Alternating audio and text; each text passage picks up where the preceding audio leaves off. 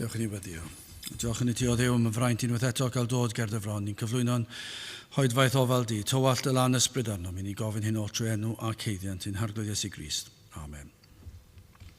Croeso'n gwasanaeth ar ôl yr hoedfa. Fe fydd na baned drws nesaf yn y neuadd. Fe fydd ein hoedfa nesaf pan awn syl am hanner awr wedi 3. Ond cyn hynny fydd ein gwasanaeth yn yr iaith Gymraeg, yr oedfa Gymraeg yn y gynhadledd, pnawn dydd Iau am hanner awr 4, ac fe fydd y parchedig Martin Williams yn pregethu.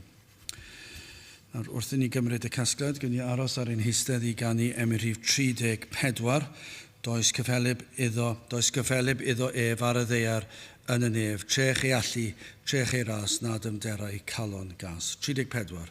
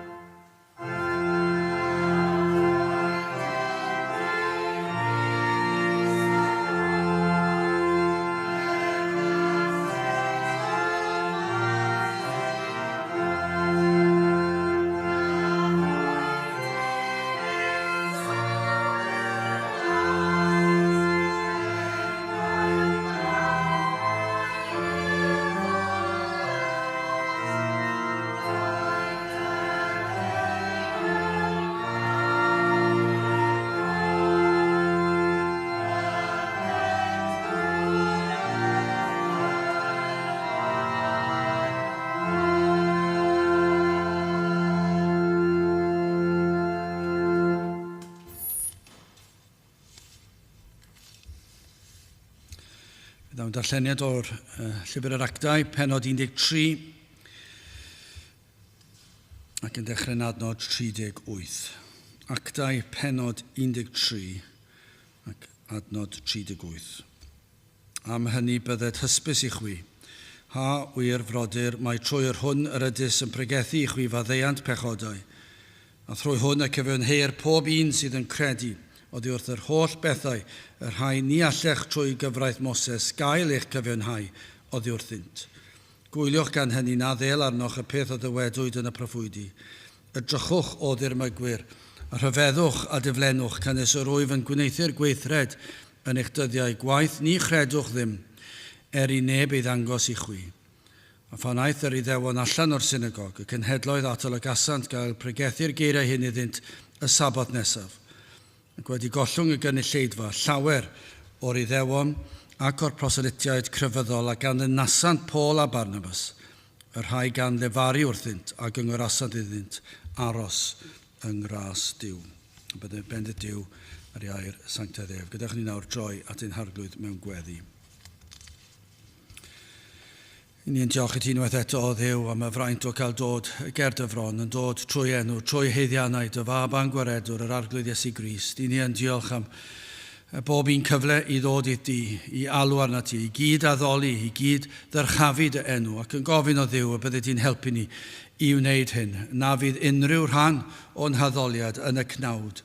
Na fydd unrhyw rhan o'r gwasanaeth yn dwy'n clod i ni ein hunan, neu dynnu sylw i ni ein hunan, ond o Dduw y bydd enw'r arglwydd Iesu Grist yn cael ei ddyrchafu i goruwch pob enw arall. Ac felly o Dduw i ni yn gofyn i ti, i'n helpu ni yn hyn o beth. Gad i ni brofi dy fod yma, gad i ni wybod dy fod yn agos atom, yn bresennol yn yr oedfa, o'r dechrau i'r diwedd, ac yn parhau gyda ni trwy gydol y dydd. I ni yn gofyn o Dduw y cawn weld ffrwyth, a byddwn ni yn gallu gweld ffrwyth dy bresenoldeb yn ein cylonau ni yn hunan.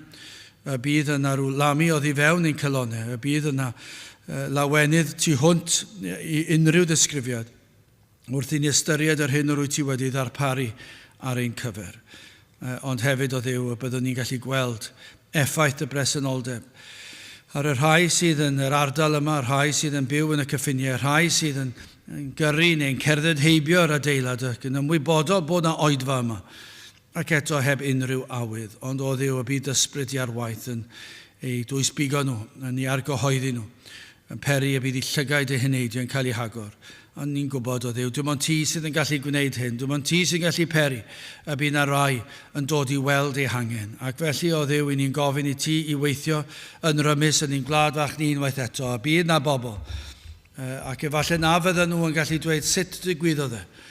Ond mewn amser yn gallu dweud mai ohono ti oedd y cyfan, iddy'n dechrau ystyried tragwyddoldeb ac ystyried ei heneidiau a tynged ei heneidiau, ac iddy'n feddwl am ei pechodau ac meddwl am y dydd y byddant yn sefyll wrth flaen di. Ac felly o Dduw y byddant yn dod i'r man lle byddant yn clywed am y groes, am yr arglwydd Iesu Grist, ac yn dod i bwyso'n llwyr arno ef. Tyrd o Dduw, gwna pethau mawr yma, dydyn ni ddim yn gallu perswadio'r un enaid i ddod at y man yma ac i gredu'r pethau yma ac i sylweddoli pwysigrwydd y pethau yma. Ond dim ond dweud y gair sydd yn rhaid i ti ei wneud ac mae'r holl sefyllfa newid. Felly ni'n gweddio Dduw y byddi di yn gweithio yma heddi, ond hefyd yn yr wythnos sydd yn dod i ni'n meddwl mae'r holl oedfan ac yn cyflwyno pob un idd ofal di. Ond o Dduw i ni yn meddwl yn arbennig am yr oedfa Gymraeg ac yn cyflwyno dy was ac yn gweddio y byddi di yn barod wedi paratoi, ni'n gwybod hynny o Dduw, ac y bydd na bobl yn dod i'r oedfa. Y bydd y saint yn dod i gefnogi pregethu ffyddlon o dy air, ac yn sefyll gyda ni yma, ac y byddwn ni'n cael gweld y gwaith yma yn tyfu. Nid yn unig y gwaith o sil i sil o Dduw, ond yn ystod yr oedfa yn y gynhadledd y bydd yn cynyddu, ac y bydd galw am fwy o oedfawn, ac y bydd angen fwy o le, i gadw yr holl bobl fydd yn dod i wrando ar dair. O Dduw, mae'r pethau yma i ni i'n cyffesu yn edrych yn bethau sydd yn amhosibl yn yr oes fodern hon. Ond o Dduw, madden ni am ein anghrediniaeth. Gad i ni dderbyn y ffydd yna i gredu ac i ofyn ac i ddisgwyl y byddi di yn gweithio yn rymus unwaith eto. Felly o Dduw, bendithio ni nawr diogela ni, cadwa yr un drwg i ffwrdd. Cadwa yr un drwg rhagddo gyda unrhyw ymosodiad fydd yn niweidio yr ymdrechion hyn ac yn gweddio mai ti fydd yn cael y mawl ar clod. Felly bydd yma neu'n plith i ni'n gofyn hyn o trwy enw a ceiddiant ein harglwydd Iesu Grist. Amen.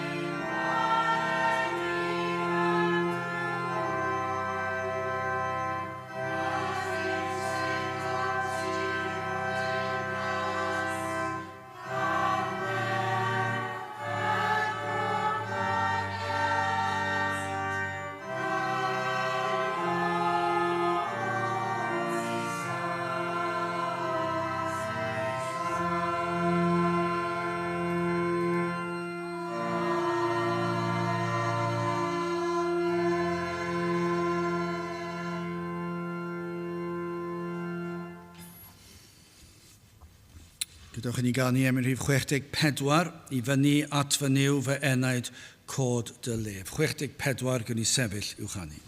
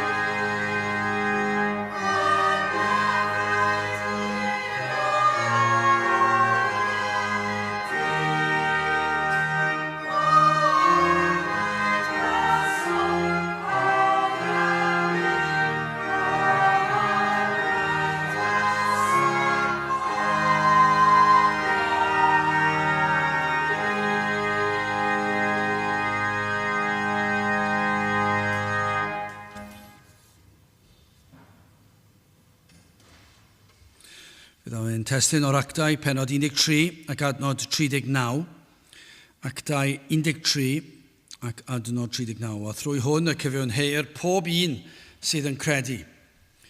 Oddi wrth yr holl bethau, y rhai ni allech trwy gyfraith Moses gael eich cyfiawnhau, oddi wrthynt. Nawr, gafodd Paul gyfle anhygol. I ni gweld yn adnod 14 at 15, eithir hwynt hwy wedi ymado o Perga, ddeithant i Antiochia yn Pisidia, ac eithant i mewn i'w synagog ar y dydd Saboth, ac a eisteddasant, ac ar ôl darllen y gyfraith a'r proffwydi, llywodraethwyr y synagog anfynasant atynt gan ddywedyd ha wir, frodyr, od oes gennych air o gyngor i'r bobl, treithwch. Dychmygwch cael sefyllfa felly heddi. Nid, falle tybio ni heddi, byddwch chi'n cael rhywbeth mwy lawr y trywydd. Mae yna rhyw eitem ar yn radio neu'r teledu neu rhyw drafodaeth, ac i ni am eich seithi chi lawr gyda cwestiynau fydd yn eich baglu chi ac byddwch chi yn gwneud ffwl o'ch hunan. Dyna fydd cymhelliad llawer heddi. A siwr o fod bydd a sawl achlysur tebyg fel hyn, ond i gael gwahoddiad i ddod i bregethu'r gair ac rhywun am glywed, nid i feirniadu, nid i dynnu tyllau a chwilio am resymau i ddweud bod chi'n anghywir ac i'ch profi chi'n anghywir, ond o addoliad ac am gyfle. A trwy nerth, Duw cymerodd Paul y cyfle. Adnod 16.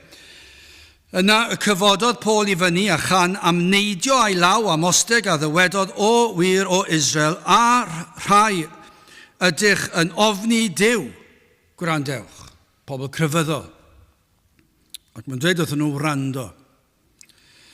Ac yna fe ath ati i roi trosolwg o hanes yr Efengil, yn disgrifio bywyd yr Iesu hefyd, a'i farwolaeth, a'i atgyfodiad, ac mae'n gwybod bydd rhai yno yn holi yn ei cylonau pam byddai Duw yn peri fod ei fab, Iesu Grist, yn ôl chi, y Meseia, yn dioddef. Oedd yn gwybod, ar ôl roed y trosolwg iddyn nhw o'r Hen Testament, ac yna'r trosolwg o fywyd yr Iesu, ei farwolaeth a'i atgyfodiad, yna, yr oedd Paul, fel un ohonynt, yn gwybod dyma fydd yn peri penbleth, a mae yn broblem yn diwedd. Achos o'n nhw wedi cael eu camddealltwriaeth yma, eu holl bywydau'r holl cyndadau, wedi camddeall y Meseia. A doedden nhw ddim yn deall Paul. Ac roedd Paul yn gwybod fydd rhain wedi drysu'n llwyr i tîn honni mae'r Iesu'r Meseia a mae wedi cael ei boenydio, mae wedi cael ei chwipio, mae wedi cael ei giro, mae wedi cael ei groesoelio, mae wedi cael ei ladd. Iawn, i ti'n dweud bod wedi atgyfodi ac yn y blaen, ond pam fydd y Duw yn cosbi yn peri yn caniatáu fod yr Iesu, y Meseia, yn dioddef, achos doedden nhw ddim yn disgwyl Meseia felly. Mae yn broblem yn diwedd. Chi'n gallu deall y penbleth. Chi'n gallu deall yr anhawster. Nid y Meseia felly yr oedden nhw yn ei ddisgwyl. Un, oedd yn mynd i arwain nhw i fuddugoliaeth dros y cenhedloedd eraill. Un, oedd yn mynd i arwain ar flaen y gad a nad oedd dim peryg iddo ddioddef a marw. Ac i ti'n dweud bod y Meseia wedi cael ei ladd. Ac yna mae Paul yn mynd ymlaen, felly mae hwn yn broblem yn ei hun, ond yw e? Mae e wir yn broblem, yn dod fe sioc iddyn nhw. Ac wedyn mae'n sillafu allan cyfrifoldeb y gynulleidfa. Ac mae'n sillafu allan ei pechod. Mae wedi wneud hynny'n barod cyn adnod y testun. Gwrandewch ar adnod 26. Dwi ddim yn osgoi'r peth. Dwi ddim yn trio peidio i brifo nhw rhag ofn na fydden nhw'n dod nôl wythnos nesaf. Dim byd o'r fath. Mae'n dweud fel ag y mae e. Efallai bydd yna rai Cristnogion yn dod lan a dweud, Paul, paid di a dweud, paid a cyhyddo nhw o ladd yr Iesu. Achos os i ti mynd i ddweud ydyn nhw ddim yn mynd i fynd i'r nefoedd, fe fydden nhw yn neud peth ofnadwy i ti, fydden nhw'n dod nôl to, ta'n nhw'n mynd i fod yn rhan o dy gynulleidfa di bit to, felly mae eisiau bod yn ofalus, mae eisiau bod yn neis ydyn nhw. Achos nhw'n mynd i ddod nôl to, Paul, i ti fod i cael ysbryd efengylaidd, ac os i ti gyda gymaint o faich dros nhw, ti eisiau cadw nhw o wythnos i wythnos. Tybio ni falle bod yna rai fel yna.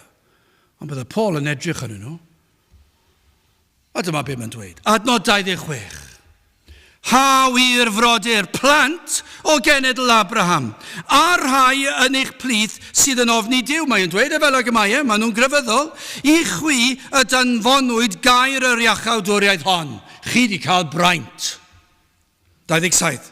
Canis y rhai oedd yn preswylio yn Jerusalem, nawr i ni'n mynd yn fwy penodol, chi sydd yn Jerusalem, a'i tywysogion, heb adnabod hwn. I chi ddim wedi nabod e.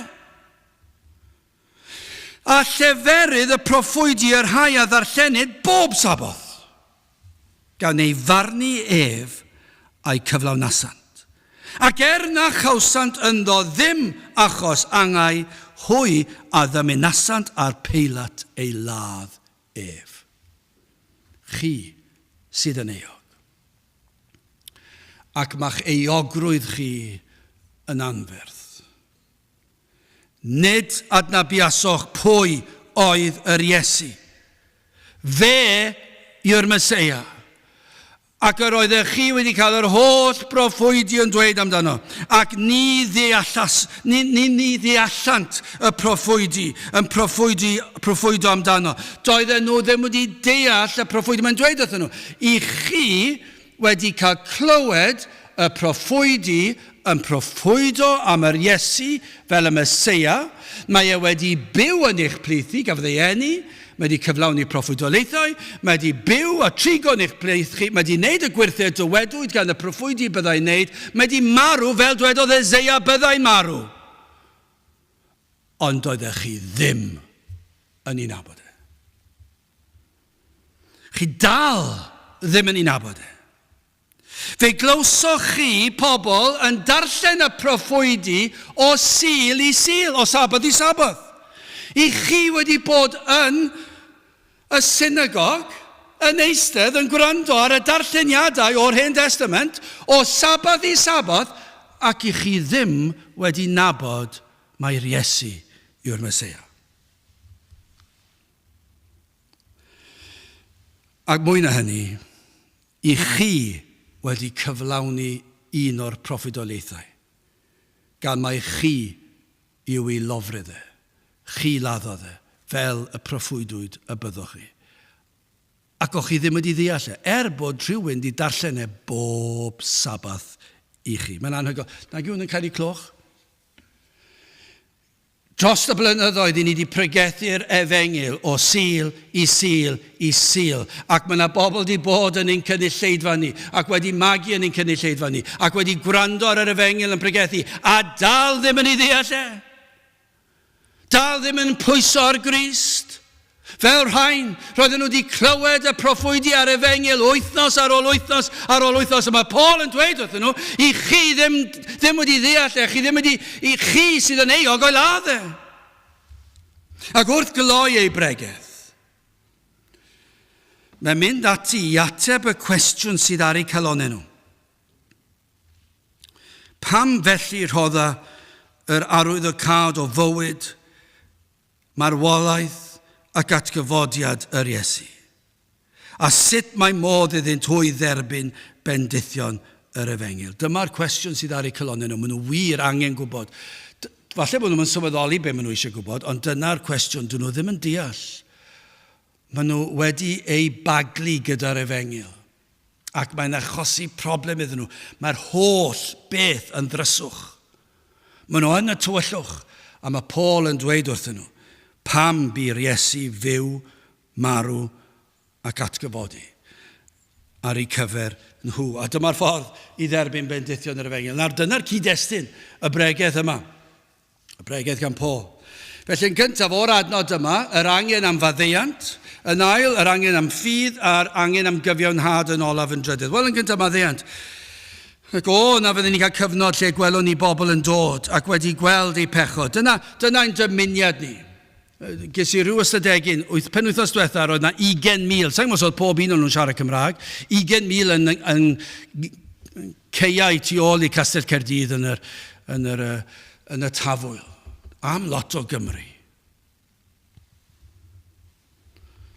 Dychmygwch chi, mae yna lot fwy na yng Nghaerdydd. Dwi'n yn siŵr, darllenes I rwler, bydd 60, 70, 60,000 erbyn hyn o Gymru Cymraeg yn y brifddinas. Ac felly, dyma ateb I chi, os oes unrhyw un yn cwestiynu'r angen am waith Cymraeg. 70,000 o Gymru Cymraeg yn y brifddinas, a does dim trafferth os na ni ddweud bod na gyngor pop ymlaen, a bod na ddigonedd o ddiod feddwol, does dim problem I ni cael lot o bobl I ddod. Ac os fentro ni ddweud bod am ddim, allan ni lenwi'r lle yma dros o 10 o weithiau. Mae'n angen yng Nghaerdydd, heb sôn am Gymru, am yr efengyl I gael ei phregethu yn y Gymraeg, ac y pwysleis o hyn, a cael ei phregethu heb gyfaddawdi, heb trial denu pobl mewn, heb trial I prynu nhw mewn, heb trial rhoi adloniant iddyn nhw ar ôl iddyn nhw ddod mewn. Beth sydd angen? Mae angen I rywun I ddweud fel Paul, chi sydd yn eog o ladd yr Iesu, ac ryw ddydd fe fyddwch chi'n sefyll ger bron Duw fel barnwr, ac fe fydd tragwyddoldeb o'ch blaen chi. Nawr, dyna ateb I unrhyw un sydd am gwestiynu bod angen yr iaith Gymraeg I bregethu'r efengyl yn mamiaeth, yn yr iaith sydd fwy naturiol I bobl I glywed y neges bwysicau iddyn nhw. Mae'n bwysig yn Saesneg, mae'n bwysig ym mhob iaith y byd, I bobl yn ei mhamiaeth, ac mae angen yn y Gymraeg. Nawr, nid rhywbeth gwleidyddol yw hwn, mae hwn yn rhywbeth fydde Paul wedi dymuno I bobl I wybod, mae angen yr efengyl I gael ei phregethu, tra fod na dyrfaoedd o bobl yn hedfan tuag at golledigaeth. Ac tybiwn ni, os fydd eleni fel llynedd, faint fydd yn yr oedfa Gymraeg. A dyma alwad ar yr rhai di-Gymraeg I ddod a helpu, I lenwi'r lle gyda chynulleidfa, I helpu'r gwas I bregethu, yn lle goffo bregethu I gapel gwbl wag. Ond I ni hefyd yn credu fod yr ysbryd glân yn gallu helpu'r rhai, hyd yn oed mewn oedfa fach fel hon. Ond mae yna gyfrifoldeb ar y saint I ddod I helpu pa bynnag i gyhoeddiad o'r Efengyl. Mae yna angen, ond oes na, mae yna angen. Yr oedd Paul gyda baich, yr oedd well bydde fe'n fodlon fod yn anathema i'w bobl ei hun. Yr oedd ganddo faich am ei iaith ac am ei bobl. Ac felly, I ni angen i'r Cymraeg, I ni meddwl am yr oedfa Gymraeg ar ddydd Iau. Mae yna bwysigrwydd anferth. Ac am gyfnod lle welwn ni pobl yn dod mewn sydd yn barod wedi gweld I pechod, sydd yn teimlo'r euogrwydd, ac yn gweld bod nhw wedi tramgwyddo I Duw, yn gweld bod nhw wedi byw bywyd heb sylweddoli bod y Sabath, y Sul mor bwysig. A bydd rhai yn dod ato ni ar ôl oedfa a baich ac euogrwydd fel mynyddoedd byd a'r dagre yn llifo lawr y boche ac yn teimlo'n anobeithiol ac yn meddwl sut gellir cael maddeuant pechodau. Dyna ble ni eisiau bod a dydyn ni ddim yn gallu newid hwnna ond I bai yr ysbryd glân weithio ac felly dyna pwysigrwydd y cwrgweddi. Dyna pwysigrwydd y cwrgweddi gafon ni chydig o ddyddiau nôl I weddio, Dduw Groslon, na fyddi di trwy nerth yr ysbryd glân yn agor I llyged ac yn dangos iddynt eu pechod ac yn peri iddyn nhw ddod i'r oedfa ac yn dweud, dwi ddim yn gwybod sut I ddelio gyda'r baich yma, mae y mor drwm. A dyma'r broblem. Yr oedd Paul yn dysgu rhywbeth oedd yn estron i'r bobl yma, y di-gapel. Beth yw ateb pobl Efengyledd heddi I ddadlio gyda'r di-gapel? Yr ateb yn ôl tybion ni heddi yw newid y neges, newid y dull, mwy o adloniant, mwy o fwyd, llacio lawr, trwsus a Cris T a flip-flops yn dod i'r oedfa a mwynhau. Ateb Paul I bobl oedd wedi drysu'n llwyr, y di-gapel, dim y di-grefydd, y di-efengyl, doedd dim clem dyn nhw. Roedd na genhedloedd wedi bod o'i blaenau nhw, wedi dysgu nhw, a dysgu plant nhw, a'i plant nhw, a'i plant nhw, a'i plant nhw, gau a thrawiaeth, a doedden nhw ddim yn deall yr Efengyl. A dull Paul oedd cyflwyno'r Efengyl, yn blwmp ac yn blaen. Achos fel heddi mae'r Efengyl mor estron, ond yw e? Mae mor bell o unrhyw athroniaeth, o unrhyw grefydd. I ddweud y gwir, mae'r Efengyl I ni'n ei phregethu mor wahanol I grefydd mwyafrif o bwy bynnag sydd ar ôl yn honni fod yn Gristnogol yng Nghymru bellach. Mae'r neges I ni'n ddweud mor wahanol mae'n anhygol. Mor wahanol mae'r crefyddol yn cysau yr Efengyl I ni'n ei phregethu.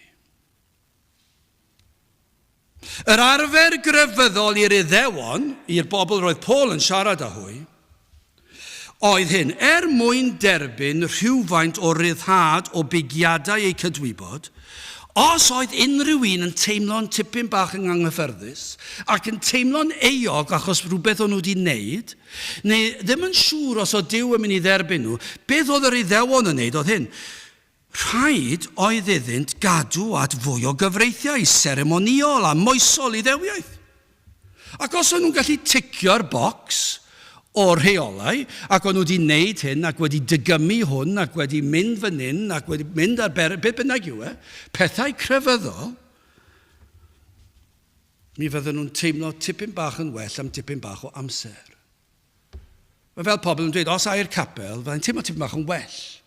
Ac wedyn mae'r amheuon yn dod mewn yn ystod yr wythnos ac yna falle ewn o'r capel to mewn pethefnos.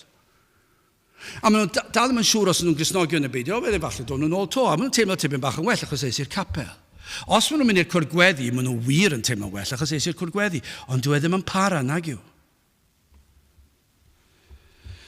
A mae hwn yn wir o bob crefydd. Crefydd Cristnogol anghywir a chrefyddau'r byd. Rhaid gwneud cyfres o weithredoedd mwyn cael unrhyw heddwch, unrhyw obaith o blesio ei Duw. Dyma yw hanes crefydd. Mae dyn yn ymwybodol o ryw angen o wacter yn yr enaid, ofn tragwyddoldeb beth bynnag yw e, ac felly mae pobl yn mynd ati I gyflawni tasgau, ac y gobeithiant y byddai Duw yn cael ei blesio. Ac maen nhw'n perswadio hunan. A mae'r offeiriad falle yn yr eglwys yn dweud, na, ti'n iawn, ti wedi cyffesu dy bechodau I fi, mae popeth yn iawn. Ti wedi rhoi arian yn y casglad, popeth yn iawn. Ti wedi rhoi lot o arian yn y casglad, fi Duw siŵr o fod yn dy dderbyn di os ti wedi rhoi lot o arian i'r gwaith. Ond dyna yw'r crefydd yn y wlad wedi bod dros y blynyddoedd. Talu am peidio mynd I burdan o be bynnag yw hwnna, nhw wedi ffeindio hwnna o rwle. Lleddfu'r cydwybod. O'n I wedi gweld hyn dros y blynyddoedd yng Nghymru. Y pwyso ar fynechu capel, y canu'r emynau, helpu'r tlawd. Ond fe ddysgodd Paul rhywbeth gwbl wahanol, a mae'n dod fel sioc iddyn nhw. Mae Paul yn dysgu y gwrthwyneb iddyn nhw. Dywedodd Paul wrthynt, na fyddai ei hymdrechion crefyddol byth yn lleddfu ar ei baich. Mae hwnna nawr yn dod fel sioc. Maen nhw wedi cael eu magu I trial gwneud gweithredoedd seremoniol, crefyddol, moesol mwyn wneud I hunan I deimlo'n well, ond nawr mae Paul yn dweud wrthyn nhw, sdim ots faint o bethau y gwnewch chi, dyw e ddim yn mynd I helpu. Falle byddwch chi'n teimlo chydig yn well am gyfnod, ond yn ôl y daw y baich. Ac y gallan perswadio ei hunan ei bod wedi llwyddo, ond dal I bigo fydd y cydwybod. Dal I fod yno fydd yr ansicrwydd. Ac fe ddysgodd y bobl bod ganddo fe newyddion da. Mae mor gyffroes yn diwedd. Mae wedi cael y cynulleidfa yma. Mae'n gweld I problem, mae'n deall I problem, maen nhw wedi bod fyna I hunan. Ac mae'n gwybod, maen nhw nawr mewn penbleth, maen nhw beth yn y byd o ti'n dweud, I ni'n meddwl bod rhaid bod yn dda, rhaid bod yn gryfyddol, rhaid cadw at gyfreithiau, rhaid gwneud gweithredoedd, mwyn plesio Duw, a ti'n dweud wrth ni peidio wneud nhw? I ti'n dweud wrth ni, dwi ddim yn mynd I helpu? Ond nawr ar ôl wneud hynny, mae'n dod at y newyddion da, y newyddion gore. Mae'n dweud bod modd delio ar baich o iogrwydd. Mae'n dweud mae'r rhain nawr, mae'r rhain wedi dod mewn i'r gynulleidfa ac maen nhw'n teimlo iogrwydd efallai. Mae'n gwybod, falle mae'n gallu gweld ar wyneb y rhai ohonyn nhw fod na rhyw bwysau chi'n gallu gweld, yn dydych, chi'n gwybod gyda'r rhai, chi'n gallu dweud ar rhai bod nhw'n grac. Dwi wedi bod mewn sawl oedfa, dwi wedi cael gwyneb rhai mor ffyrnig, mae'n amlwg, bron iddyn nhw ffrwydro. Ond chi'n gweld ar wyneb eraill ar eu hwynebau nhw, rhyw dristwch o'r mwyaf. Ac ofn efallai am gyfnod, anobaith, eiogrwydd fel mynyddoedd byd. Ac maen nhw'n ysu cael clywed, dwed beth yw'r ateb.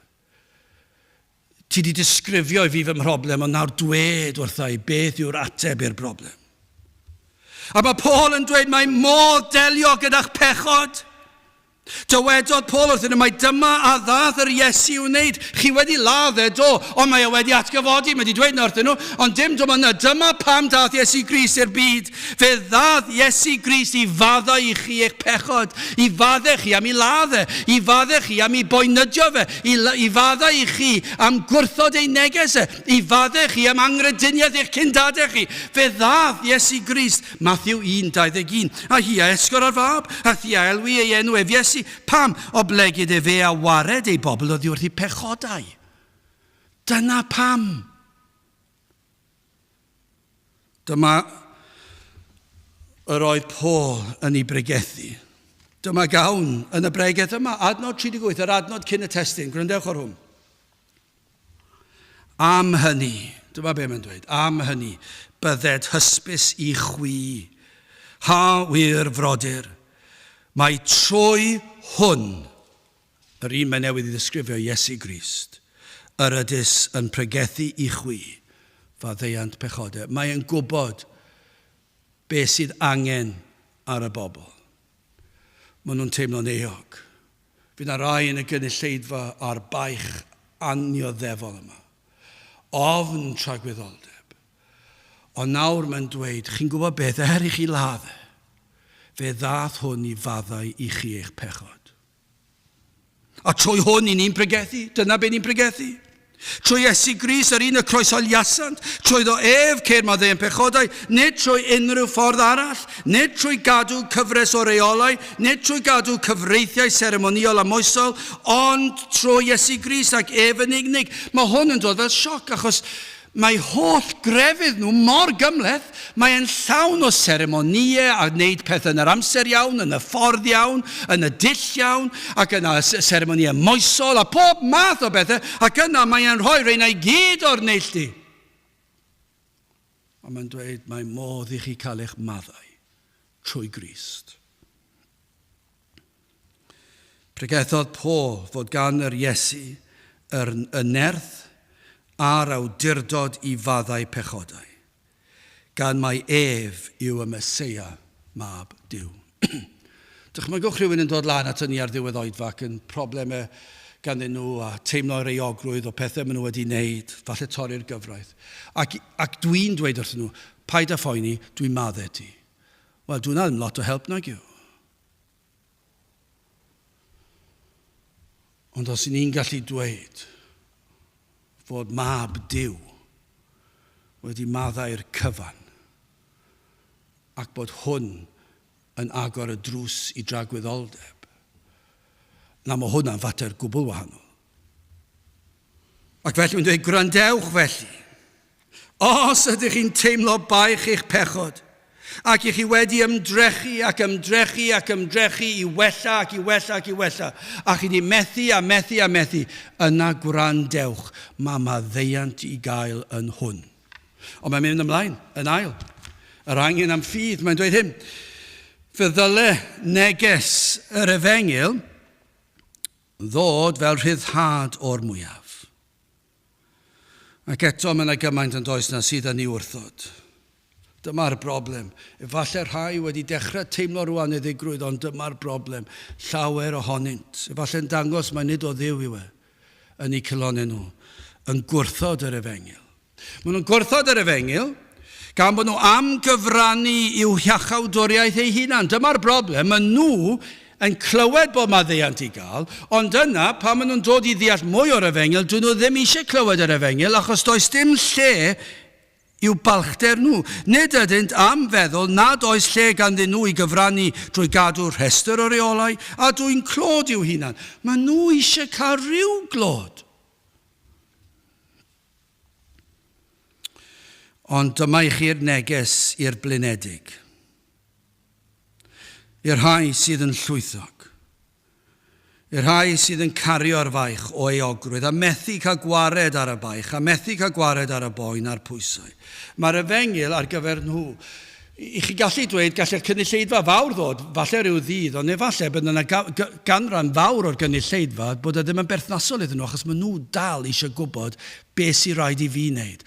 Ond efallai bod yna rai sydd wedi dod i sylweddoli fedrai wneud dim byd.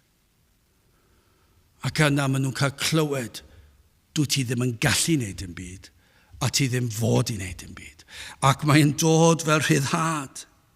Ac i glywed bod yna ffordd wedi osod gan Dduw ei hun, a bod yr rhain yn dod i'r oedfa, a maen nhw'n clywed, a tybiwn ni, a dyma'n gweddi ni, yw bydd yna rai yn gwrando ar y we hyd yn o nawr neu, yn ystod yr wythnos sydd ddod, a dyma'r union neges sydd angen arnyn nhw, bod nhw wedi trio gwella hunan, ac o'r diwedd maen nhw'n clywed, fedrwch chi ddim gwella eich hunan, a dydych chi ddim yn mynd i cyrraedd y nefoedd trwy wneud y dillau yna. Ond i glywed bod Duw wedi agor ffordd ei hun, mae wedi gosod ffordd. Cyn i'r byd cael ei lunio, i'r drindod drefnu ffordd i achub gwael golledig eog ddyn. A'r ffordd oedd Iesu Grist, trwy Grist. Nid trwy gadw'r gyfraith. Dyma'r neges mae'n canolbwyntio gyda'r Iddewon yma. Rhai sydd wedi dyrchafu'r gyfraith fel popeth. Mae'n dweud wrthyn nhw, na, trwy Grist, cynigiodd Paul iachawdwriaeth i bob un sydd yn credu yn yr arglwydd Iesu Grist. Mae'n dweud, mae rhaid i chi ddod i gredu yno fe.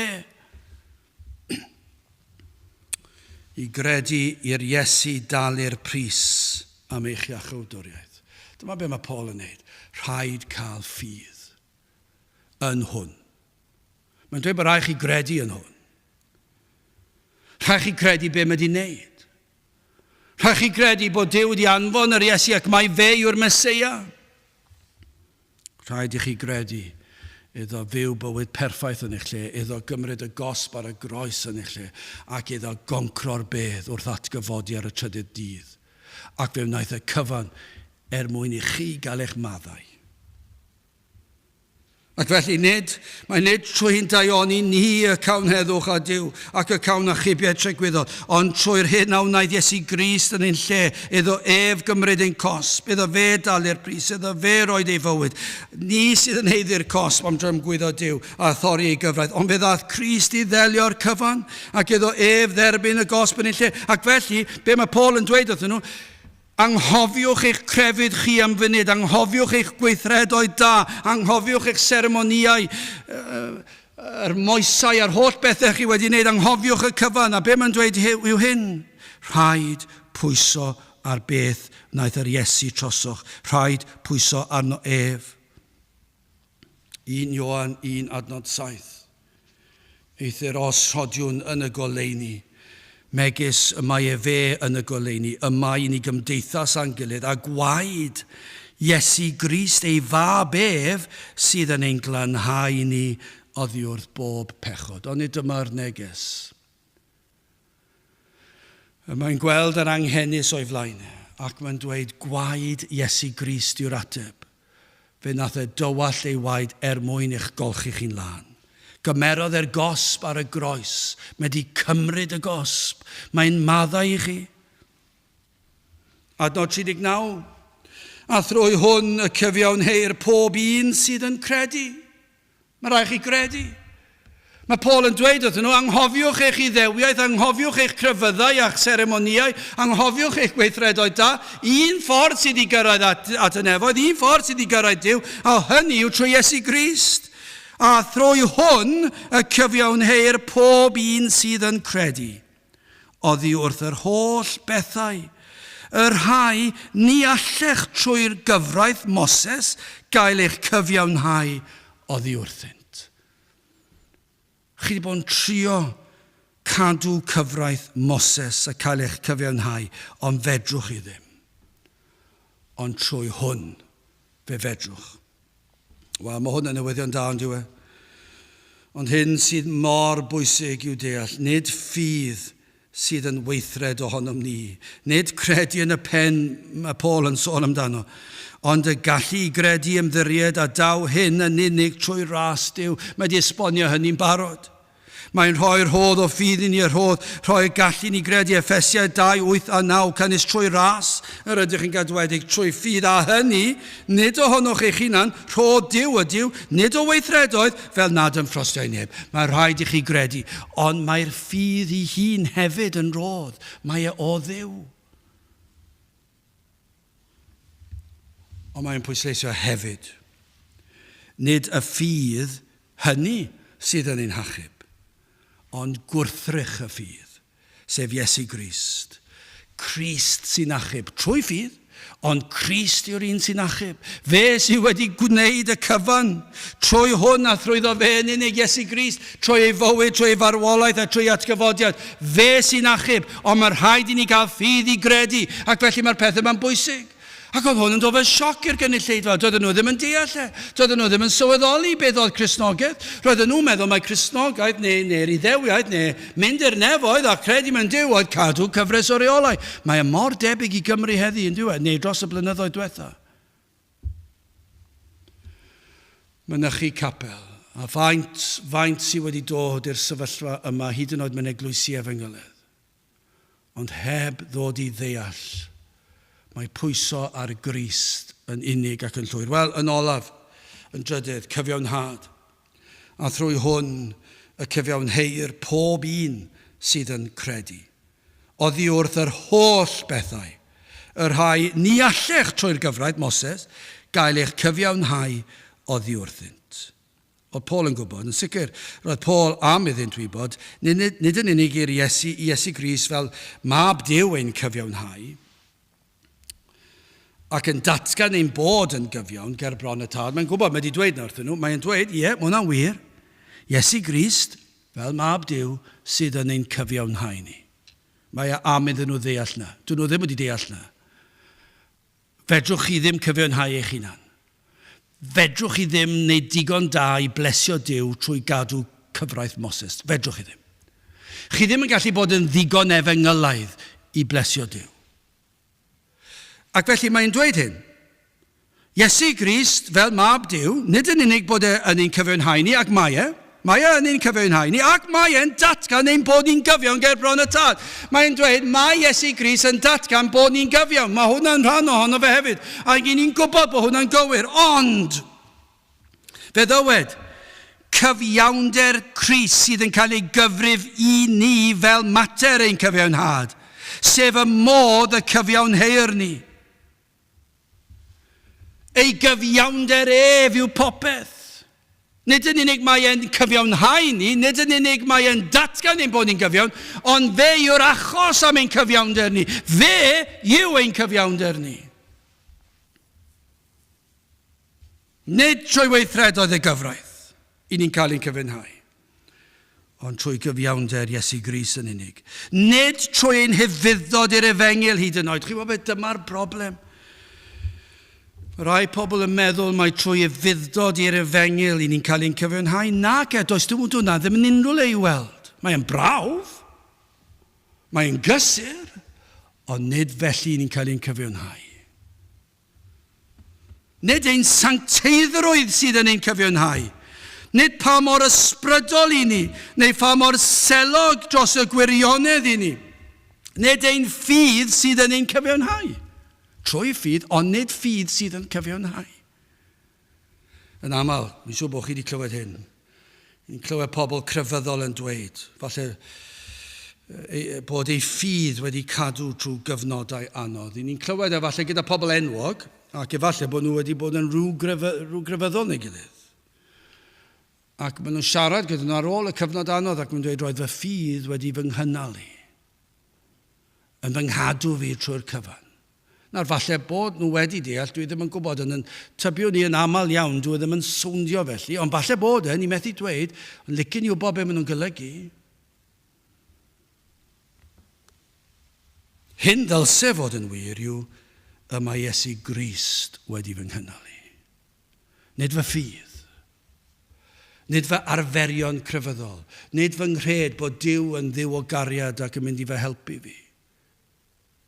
Ond Crist sydd yn fy nghynnal i. Ac arno fe dwi'n pwyso. Ac os daw y gweithaf i'r sefyllfa, fe fyddai gyda Iesu Grist. A dwi'n pwyso arno fe. Ond nid dyna beth i ni eisiau dweud. Nawr, ni'n deall am beth maen nhw'n golygu, ond licen i wybod y darlun llawn efallai. A dyn nhw'n pwyso ar Grist. Neu dyn nhw'n pwyso ar ei crefydd, yn pwyso ar ei ffydd. Iesu Grist sydd yn ein hachub ni, fe sydd yn ein maddau ni, fe sydd yn ein cyfiawnhau ni. Crist yw popeth, gwrthrych ein ffydd yw Iesu Grist, a Crist sydd yn cyfiawnhau. Yr ydym yn gyfiawn yng Nghrist yn llwyr. Dyma be mae'n dweud fan hyn, i ni'n gyfiawn yng Nghrist. Fe yw popeth i ni. I ni'n gyfiawn ger bron y tad, mae'r tad yn edrych arno ni fel rhai cyfiawn. Dydyn ni ddim yn gyfiawn. I ni'r peth pellaf posib i ffwrdd o fod yn gyfiawn, ond nid yng ngolwg y tad. Yng ngolwg y tad, i ni'n gyfiawn pam? I ni'n gyfiawn yng Nghrist. I ni dal i fethu, i ni'n dal i dweud pethau anghywir ac ymateb yn anghywir, ond yng Nghrist mae berffeithroedd ef, mae gyfiawnder ef yn gorchuddio ni'n llwyr. Ac felly ni'n pwyso trwy ffydd ar Iesu Grist, a mae gyfiawnder ef yn ein gorchuddio ni'n llwyr. Felly ger bron y tad, i ni'n gyfiawn. Mae'n anhygol yn diwedd. Dwi ddim yn gwneud synwyr, nag yw. Dwi ddim yn sôn yn iawn i ni. Mae'r cyfan yn rhy dda i fod yn wir, ond mae yn wir. Dyna pa mae Paul mor gyffroes. Ac mae'n dweud oedd yr rhai anghennus yma, os dewch chi at Grist, a phwyso arno ef, fe fydd popeth i chi. Chi ddim yn gallu bod yn ddigon da i gyrraedd y nefoedd, ond mae Iesu Grist wedi gwneud y cyfan yn eich lle chi. Mae hwn wedi delio â phob pechod. Be mae Paul yn dweud wrthyn nhw yw hyn. does dim un pechod yn cael ei adael. Tybiwn ni falle bydde Paul wedi deffro'n y nos, yn cofio'r adegau fe nath roed y sêl bendith i daflu cerig at weision Crist a'i lladd nhw. Lle chi'n meddwl am unrhyw beth mwy creulon? I rywun i ddweud tafla'r garreg a tara fer i ben, a na fe cant o weithiau nes bod hi'n siŵr bod ei ben wedi peri fod wedi marw, achos bod e'n credu yn Iesu Grist. A bod Paul yn deffro yn y nos ac yn teimlo'r eogrwydd o'r llofruddiaeth erchyll o wnaeth e. Ond tybiwn ni wedyn, a bydde dagrau'n dod lawr i lygad e a bydde wedi dweud hyn, o mae Crist wedi maddau hwnna. Mae Crist wedi maddau be fi wedi wneud. A wedyn mae'n deffro yn nos yn cofio am rhywbeth arall bod wedi meddwl, falle rhywbeth gwbl anheilwng. Ac oedd wedi cael ei fagu'n Phariseiaid. Sut oedd e'n gallu meddwl am rhywbeth felly? Ac yna mae'n cofio, o na, bu Crist fyw, bu e farw ac atgyfodi i fy nghyfiawnhau i.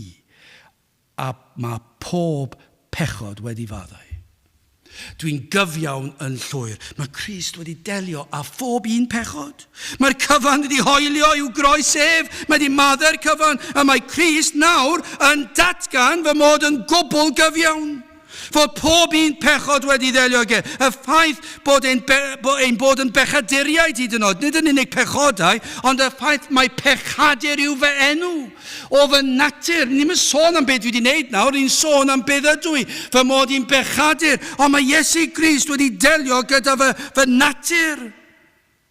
Pechod gwreiddiol.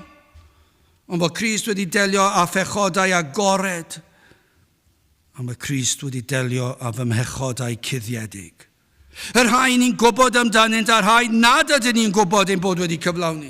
Mae delio Iesu Grist a phob pechod y gellir ein cyhyddo ohonynt. Pob un mae Satan yn atgoffa ni amdanynt. A pob un ni wedi cyflawni. Mae pob un y condemniau'n cydwybod ein hunan ohonynt. Mae Iesu Grist wedi'n cyfiawnhau ni o'r cyfan. Hynny yw, ni'n ddi-eog o unrhyw bechod.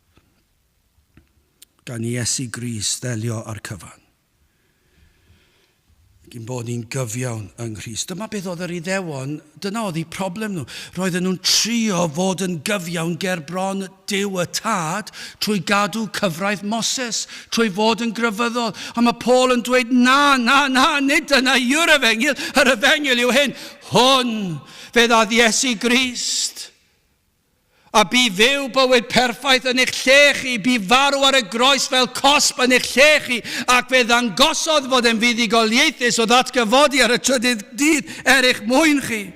Ac mae e'n datgan eich bod chi yr rhai sydd wedi dod at droed y groes ac wedi derbyn y maddeuant, a wedi derbyn yr hodd o ffydd ac wedi cael eich cyfiawnhau. Mae e'n datgan yr ydych chi yn llwyr gyfiawn. Sawl a gredon y galon yng Nghrist yn cael ei cyfiawnhau. Rhufeiniad 8:33. Pwy ar i ddim yn erbyn etholedigion Duw. Duw yw'r hwn sydd yn cyfiawnhau. Nid chi. Nid chi sy'n cyfiawnhau, ond Duw. Nid cadw'r gyfraith. Nid ein gweithredoedd ond Crist. Mae yn edrych ar ei fab, ar ei fywyd perffaith, ar ei fuddod ef yn cadw'r gyfraith. Ni phechodd yr Iesu fe yr oedd yn berffaith yn llwyr. Ac mae yn ein cyfiawnhau ni trwy gyfrif i ni ei gyfiawnder ef. Mae e'n rhoi ei gyfiawnder ef i ni. Ac yn ein gweld ni fel rhai dinam ac yn ddieog. Mae'n rhyfedd yn diwedd i ni methu edrych ar ein hunan fel rhai dieog. Siwr o fod pob un o'i blant yr arglwydd yn deffro sawl gwaith ac yn teimlo, dwi wedi gwneud hwn o'i le, dwi wedi gwneud hwn, neu mae hwnna'n edrych yn anghywir, a pob math o bethau. Ac i ni'n ffeindio fe'n anodd, ond i atgoffa'n hunan, yng ngolwg y tad, i ni'n gyfiawn, gan i ni'n pwyso ar Grist. Ni fyddai'n bosib i ni fod yn ifydd i'r gyfraith, gan mai ysgol feistr yw'r gyfraith. Swydd y gyfraith oedd i ddangos i ni ein pechod. ein condemnio a wna'r gyfraith. Dyna oedd ei swydd e. A dyna'r camgymeriad anferth y gwnaeth yr Iddewon. Doedden nhw ddim yn sylweddoli mae ysgol feistr oedd e. Roedden nhw'n meddwl bod rhaid iddyn nhw i gadw, ond dyn nhw'n gallu gadw, mae'n amhosib i ni'n bechaduriaid. Ond mae'n dangos i ni'n pechod, ac ar ôl gweld ein pechod, rhaid i ni weld beth oedd y proffwydi yn pwyntio ato, a rhaid i ni weld beth oedd yr apostolion yn pwyntio nôl ato, sef Crist, mae ef sydd yn ein cyfiawnhau ni. Am neges bwysig gafodd yr Iddewon ac am bwysig ydw ni heddi. Rhaid i chi ddod at y man y gwelwch na allwch blesio Duw, na allwch gyfiawnhau eich hun. Rhaid i chi ddod at Grist. A Iesu Grist sydd yn tynnu ffwrdd ein heiogrwydd. Ef sydd yn golchi'n brynt ni'n pechod i ffwrdd trwy ei waed. Iesu Grist sydd yn rhoi i ni ei berffeithrwydd ac yn datgan ein bod yn gyfiawn ynddo ef. Mae e mor gyffroes yn dweud. Mae'r neges mor bwysig. Dwi ddim yn gallu meddwl sut gellir trosglwyddo'r neges yma trwy gitgan a drums a gitars. Dwi ddim yn gwybod sut gellir datgan y neges yma trwy ddrama, trwy drafodaeth, neu hyd yn oed yr hen ddarlith i ni wedi syrthio iddo. Pregethodd Paul Grist. A dyma'r ateb. A dyna'r unig dydyn ni am bregethu Crist. Mae dyma'ch unig obaith, a dyma sydd angen i ni bregethu i'n dinas ni, i'n gwlad ni, i wledydd y byd. Yr ateb i'r broblem. Ond na fydd yr ysbryd glân yn agor llygaid y deillon, bydden nhw'n gweld eu hangen. Dyma'r man cychwyn. Rhaid cael y gyfraith iddyn nhw weld eu pechod. Rhaid iddyn nhw weld eu hangen. Ond na fydd y Duw yn dod lawr ac yn agor llygaid eu hynny. Ond ar ôl gweld eu hangen, i'w pwyntio nhw at y groes. Mae Iesu Grist sydd yn gwneud y cyfan. Am ryddhad oedd i'r gynulleidfa y gafodd Paul. Bod yna obaith iddynt. Ac os yna rhywun sy'n gwrando, dyma'r gobaith. A thrwy hwn y cyfiawnheir pob un sydd yn credu oddi wrth yr holl bethau yr rhai ni allech trwy gyfraith Moses gael eich cyfiawnhau oddi wrthynt trwy hwn sef Crist Iesu. Gadewch i ni weddio. O Dduw, i ni yn diolch am yr arglwydd Iesu Grist ac yn gweddio o Dduw y byddi di trwy dy ras yn peri yn y dyddiau dyrys tywyll yma, llawn anghrediniaeth a difaterwch.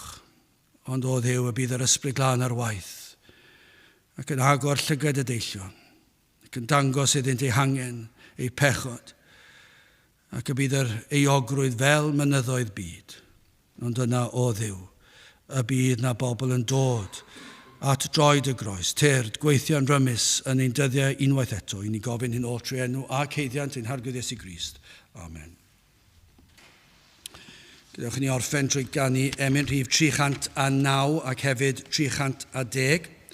A oes gobaith am achubiaeth, oes maddeuant am bob bai, a oes hedd a meddyginiaeth, a oes ceidwad i'r fath rai, oes, med Duw, o'r nef yn eglur, mi ddar perais a berth llawn. Y mae hedd a gras a chysur gen i'n rhoddion parod iawn. 309, gen i sefyll i'w chanu.